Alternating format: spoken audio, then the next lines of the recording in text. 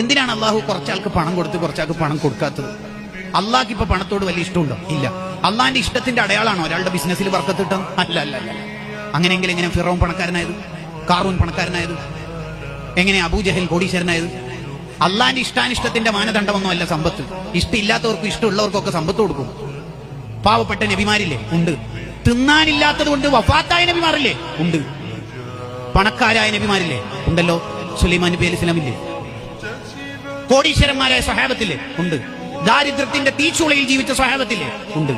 അപ്പൊ പണം അള്ളാഹുവിന്റെ ഇഷ്ടാനിഷ്ടത്തിന്റെ മാനദണ്ഡം അല്ലേ? അല്ല. പിന്നെന്തിനാ അള്ളാഹു ഇങ്ങനെ സംവിധാനിച്ചത്? പണക്കാരന് പാവപ്പെട്ടവനോട് കമ്മിറ്റ്മെന്റ് ഉണ്ടോ എന്ന് അറിയാനാണ് ചിലരുടെ കയ്യിൽ പണം കൊടുത്ത് ചിലർക്ക് പണം കൊടുക്കാതെ അള്ളാഹു ഇങ്ങനെ നിരീക്ഷിക്കുന്നത്. ലിയബ്ലുവക്കും അയ്യുക്കും അഹ്സനു അമല. എങ്ങനെയുണ്ട് നിന്റെ പണം കയ്യിലെത്തുമ്പോൾ നിന്റെ മനസ്സും നിന്റെ ജീവിതവും എന്ന് നോക്കാനാണ്. അതിനാ അള്ളാഹു സംവിധാനിച്ചത്. സത്യത്തിൽ നമ്മുടെ ഒക്കെ കയ്യിലുള്ള പണം നമ്മുടെ പണമാണെങ്കിൽ നമ്മൾ മരിച്ചു കഴിഞ്ഞിട്ട് പിന്നെ ആരോ ഒരു കറാമത്ത് മൊഴിജിതത്ത് കൊണ്ട് നമ്മൾ വീണ്ടും എഴുന്നേൽപ്പിച്ചു. ഈ മരിച്ചതിന് ശേഷം അനന്തര സ്വത്ത് ഓഹരി വെച്ച പണം നമ്മുടെ മിൽക്കിലേക്ക് അധികാരത്തിലേക്ക് തിരിച്ചു വരുമോ ഇല്ലയോ? ഇല്ല.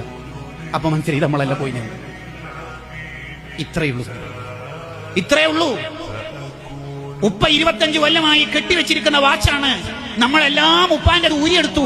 ഇനി കബറിലേക്ക് പോകുമ്പോൾ വെറും 3 കഷ്ണം തുണികളല്ലേ ഉള്ളൂ. ആ വാച്ച് ഉപ്പാന്റെ കയ്യിൽ തന്നെ കിടക്കട്ടെ എന്ന് ഏതെങ്കിലും ഒരാൾ പറയോ? ഇല്ല. അവസാനമുള്ള വാച്ചും ഊരിയെടുത്തു. ഉമ്മാമാന്റെ ചെവിയിൽ മുഴുവൻ സ്വർണ്ണം. ചില നാട്ടിൽ അതിനെ അലിക്കത്ത് എന്നൊക്കെ പറയും.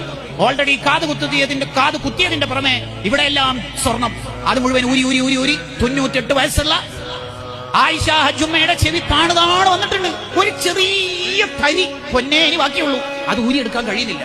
വിദഗ്ധന്മാരായ ജ്വല്ലറിക്കാരെ കൊണ്ടുവന്നു. അവര് കണ്ടിട്ട് പറഞ്ഞു ഇതെടുക്കുമ്പോൾ മുറിവേൽക്കാൻ സാധ്യതയുണ്ട്.